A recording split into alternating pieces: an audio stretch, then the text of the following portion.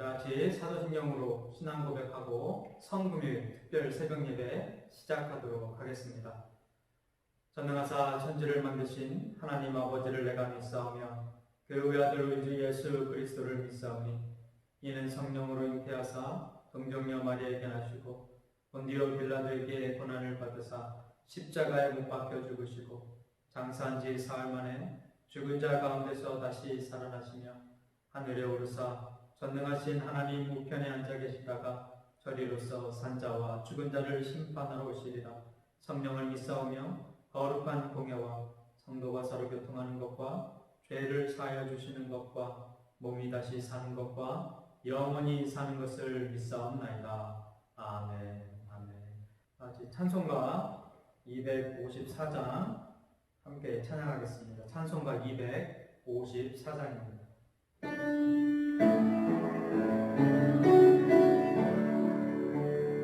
내 주의 보혈을 전하고 전하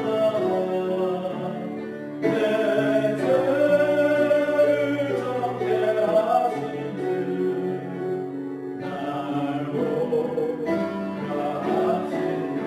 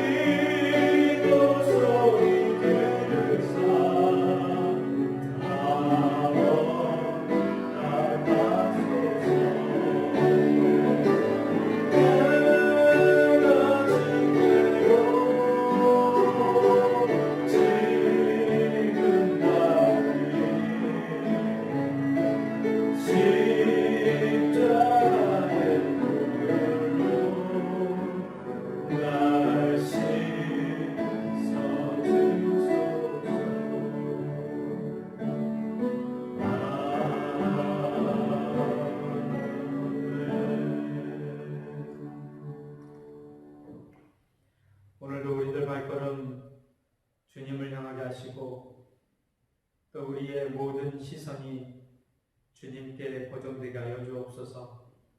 오늘 성금요일 예수님께서 십자가에 달리시며 고통 중에 하신 말씀들을 보고자 합니다. 그 말씀들 하나하나 보면서 예수님의 그 무한하신 은혜와 사랑, 그리고 우리를 위해 감당하셨던 그 고통들 다시 한번 생각하며 주님께 감사할 수 있는 특별한 축복의 시간 되어지게 하여 주옵소서. 예수님의 이름으로 기도하옵나이다. 아멘. 아멘. 오늘 말씀 이사야서 말씀 함께 보도록 하겠습니다. 이사야서 53장 말씀 보겠습니다. 이사야서 53장 말씀입니다. 이사야서 53장 5절 말씀 우리 한 절만 보도록 하겠습니다. 우리 함께 봉독합니다. 그가 찔림은 우리의 허물 때문이요 그가 상함은 우리의 죄악 때문이라.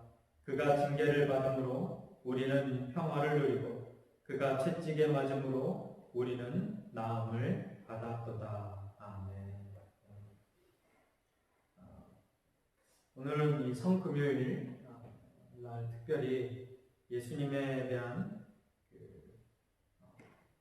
예수님께서 십자가에서 하셨던 7가지 말씀, 가상 7원이라고 하죠. 그 말씀들을 좀 나누겠는데요. 오늘 제가 본문을 53장 5절로 정한 이유가 있습니다. 오늘 본문에 보면 예수님께서 우리들의 허물과 죄악 때문에 죽으시면서 우리들에게 해준 것이 2개가 기록되어져 있는데요.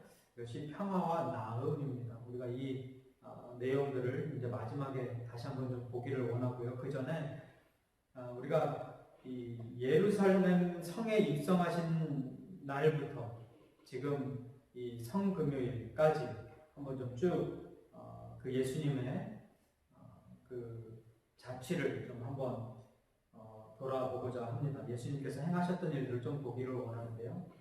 예수님께서 예루살렘 성에 입성하신 그 날을 지난 주일날이었죠. 종려주일이라고 합니다. 그리고 그 종려주일날부터 사실은 종려주일날부터 그 다음 날부터 월요일부터 금요일까지를 고난주간이라고 하고요. 그리고 특별히 금요일을 성금요일이라고 합니다. 그래서 금요일날 예수님께서 십자가에 달리시고 금요일, 토요일을 지나서 주일날 부활하셔서 우리가 이번 주일날 부활주일을 지키게 될 텐데요. 이 월요일부터 금요일까지 예수님이 행하셨던 그 모습들대로 그 행하신 것들을 보면서 어떤 날이라고 이렇게 제목을 붙여놨습니다. 이렇게 어떻게 보통 부르냐면요. 월요일을 권위의 날이나 성전 청결의 날이라고 부릅니다. 마가복음 11장 12절 이하의 내용인데요. 예수님께서 이 종려주일 다음 날인 월요일에 무화과 나무를 저주하신 내용이 나오고요. 그리고 성전을 정결케 하시고 소경과 저는 자를 고쳐주시는 내용이 나옵니다. 그래서 청결의 날이었어요. 그러니까 예수님께서 이루실 그 앞으로 걸어가실 그 일을 위해서 미리 준비하신 어떤 그런 날로 저희들이 생각할 수도 있을 것 같습니다. 그래서 월요일을 권위의 날이나 또는 청결의 날이라고 부릅니다. 그리고 화요일은요 변론의 날이라고 부르는데요. 이게 마가복음 11장 27절에서 13장에 담겨져 있는 내용입니다. 이 내용에서는요 예수님의 권위에 도전하는 이 지도자들에 대한 질문에 답변을 하면서 부활에 대한 논쟁을 하는 내용들이 나오고요. 그리고 마태복음 22장과 23장에 보면 두 아들, 악한 농부, 혼인잔치 비유 등을 가르치면서 마지막에 예루살렘의 멸망을 경고하는 내용이 담겨져 있습니다. 이것이 이제 화요일 날 이루어졌습니다. 두 번째 날, 그래서 변론의 날이라고 하고요. 그리고 세 번째 날 수요일은요, 음모의 날이라고 해서요, 14장 1절부터 11절까지, 마가복음 14장 1절부터 11절까지의 내용입니다. 이날부터 이제 예수님을 죽이려는 음모가 본격적으로 시작이 되어지는 날인 동시에 가룟 유다가 배반을 하는 그런 가룟 유다의 배반으로 이어지는 내용이 담겨져 있습니다. 그날이 이제 수요일 날이었어요. 마태복음에는 또 이렇게 어떤 내용들이 기록되어져 있냐면요. 대환란과 마지막 때에 대한 말씀을 하십니다. 그게 마태복음 24장부터 26장까지인데요. 열처녀의 비유, 달란트의 비유, 양과 염소의 비유, 잘 아시죠? 이런 비유들을 또 가르쳐 주셨습니다. 그리고 목요일 날은 번민의 날 또는 준비의 날이라고 합니다. 그래서 마가복음 14장 12절부터 42절까지의 내용인데요. 이날 최후의 이 성만찬식이 있었죠. 그리고 제자 세족식이 있었고 갸름 유다가 배반할 것을 예언하는 내용도 담겨져 있었고요. 그리고 베드로의 부인 예언을 하는 내용도 담겨져 있고요. 또 고별 설교와 겟세마네 동산 마지막 기도도 이 안에 다 담겨져 있습니다. 이게 이제 목요일 날, 번민의 날, 준비의 날 이루어졌던 일입니다. 이렇게 겟세마네 동산의 기도가 끝나면서 이제 군인들에게 대제사장에게 잡힌 날이 바로 성금요일인데요. 이 날을 수난의 날이라고 합니다. 이게 마가복음 14장 43절부터 15장 5장까지 쭉 이어집니다.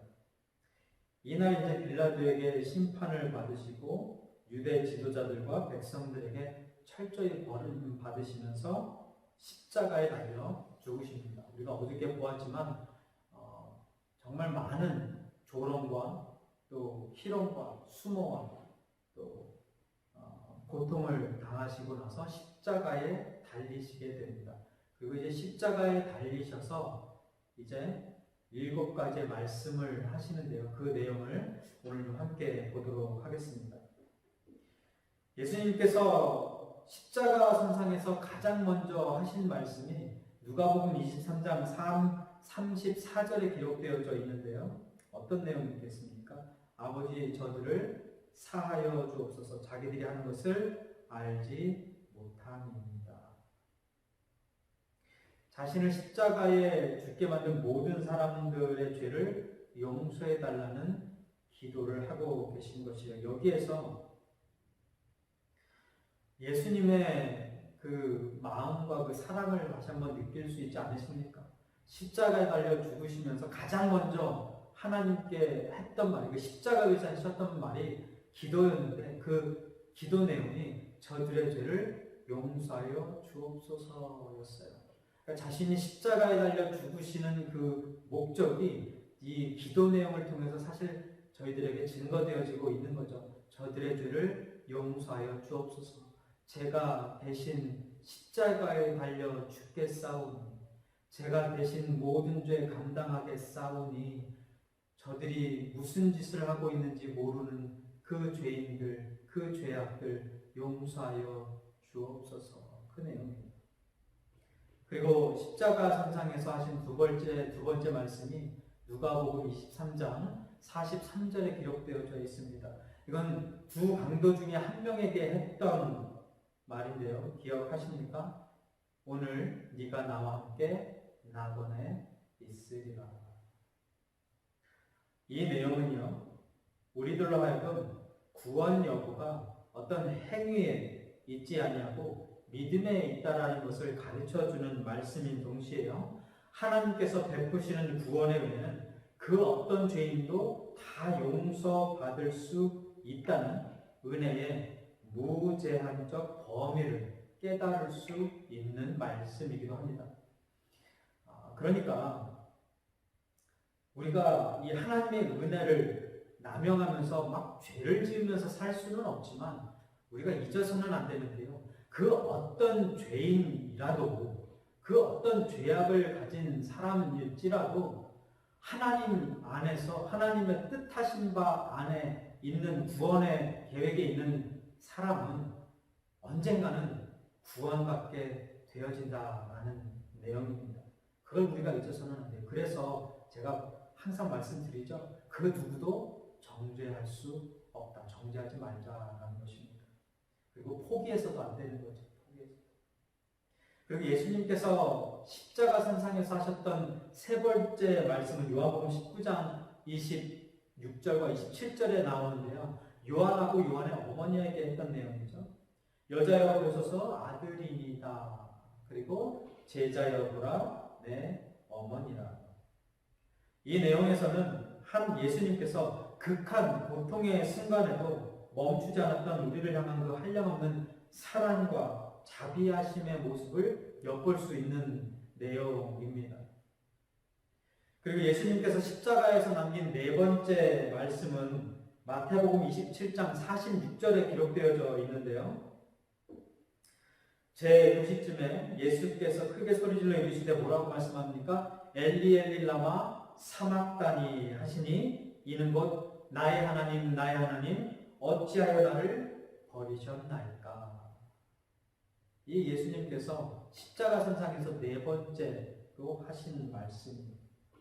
하나님께 부르짖으시는 이 장면을 보면 이 장면에서 하나님께 부르짖으시는 이 장면에서는요, 예수님께서 십자가에서 치르고 계신 십자가의 고통이 얼마나 견디기 힘든 것이었나를 짐작해 하는 그런 말씀이에요.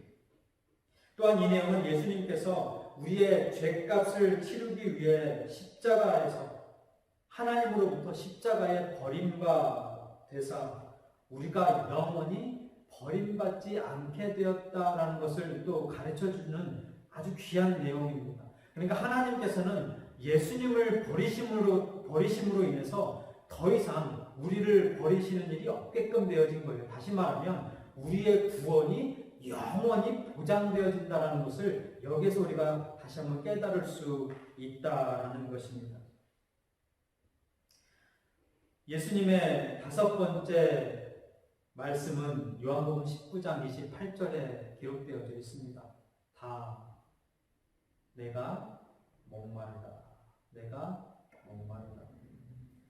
예수님께서 하신 이 짧은 말씀을 통해서요, 예수님께서 완성된 신성뿐만 아니라 완전한 인성을 가지고 이 땅에 오신 분이심을 우리가 다시 한번 깨닫게 되어지는 거고요. 증거해 주시는 거예요. 그리고 또한 십자가에서 죽으시는 그 순간에도 인간과 동일하게 목마름을 비롯한 모든 고통을 다 경험하고 다 느끼셨다는 것을 우리가 이 말씀 하나를 통해서 알 수 있는 거예요. 내가 목마르다. 목만 마르셨겠습니까? 아픔은 없으셨겠어요? 고통은 없으셨겠습니까? 그런 것들을 다 경험하셨다. 인간으로서 경험해야 될 모든 것들을 우리를 대신해서 십자가에서 다 경험하셨다라는 그 뜻이 바로 이 안에 담겨져 있는 것입니다. 내가 목마르다. 그리고 이 내용은요, 우리의 영적 갈증을 예수님이 대신 감당해 주셔서 우리가 이제 더 이상 영적으로 갈급해하는 목말라하는 일이 없게끔 되어졌다는 것을 가르쳐 주시는 내용이기도 합니다. 요한복음 4장 14절에 이런 말씀이 있죠. 내가 주는 물을 마시는 자는 영원히 목마르지 아니하리니 내가 주는 물은 그 속에서 영생하도록 솟아나는 샘물이 되리라.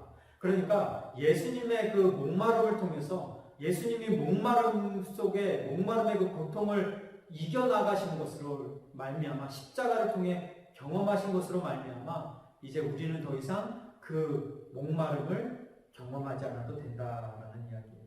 그 내용 또한 저희들이 예수님의 이 한마디 속에서 깨달을 수 있는 것입니다. 그리고 여섯 번째 예수님께서 하신 말씀은 요한복음 19장 30절에 기록되어져 있는데요. 다 이루었다. 다 이루었다.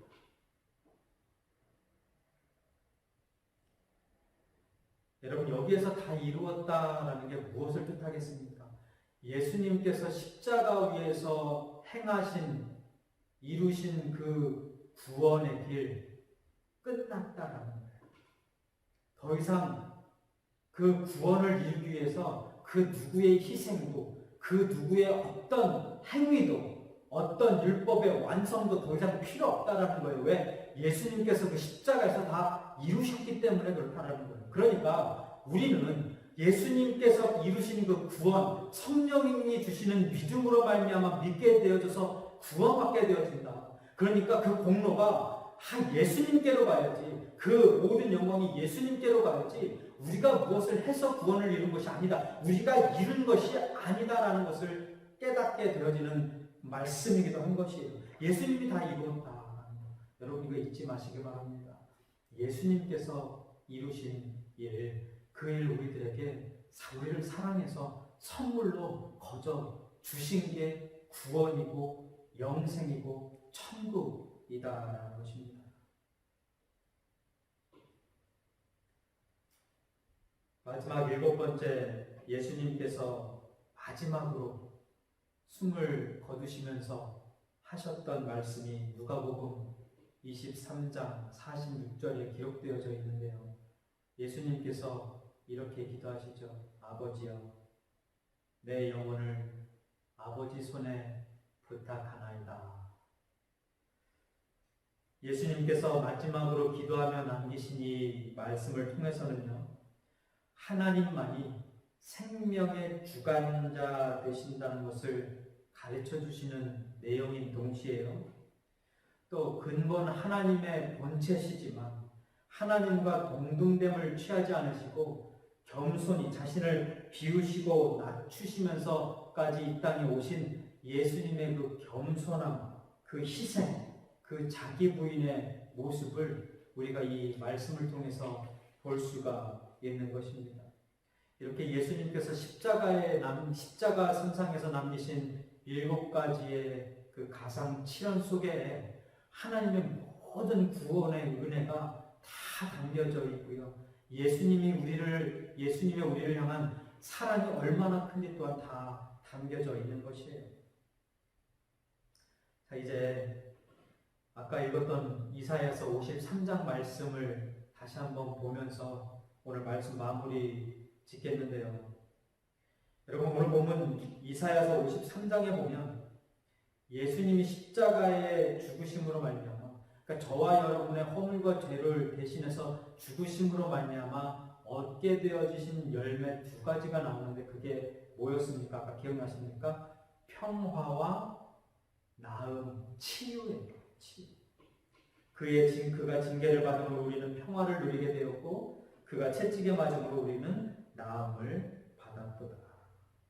여기서의 평화는 하나님과의 그 영적 관계의 회복을 이야기하는 것이겠죠.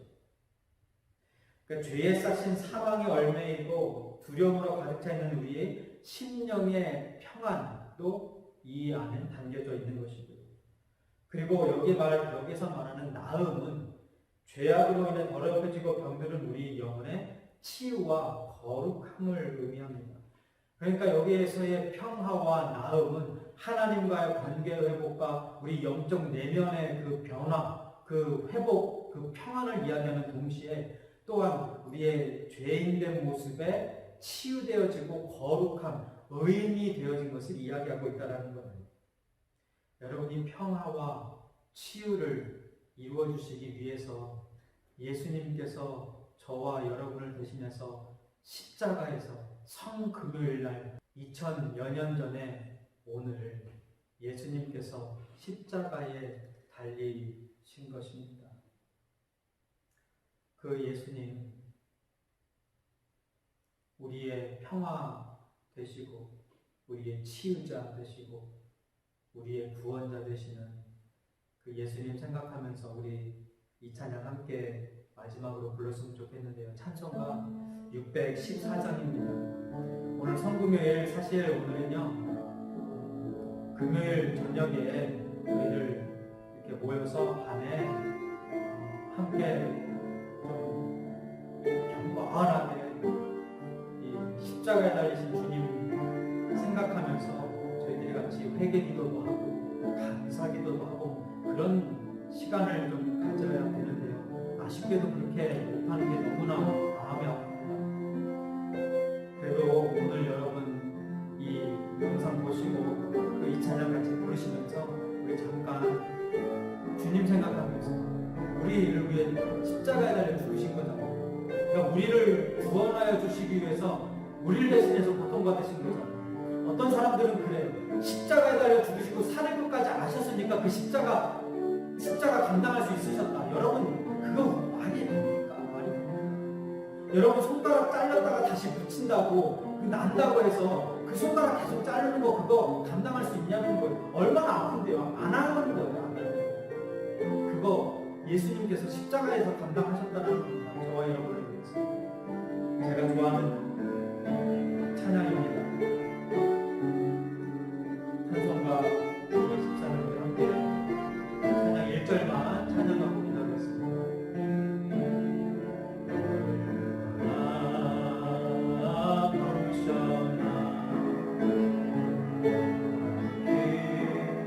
그 손과 죄 없이 십자가에 달리신 그 예수님 모든 남은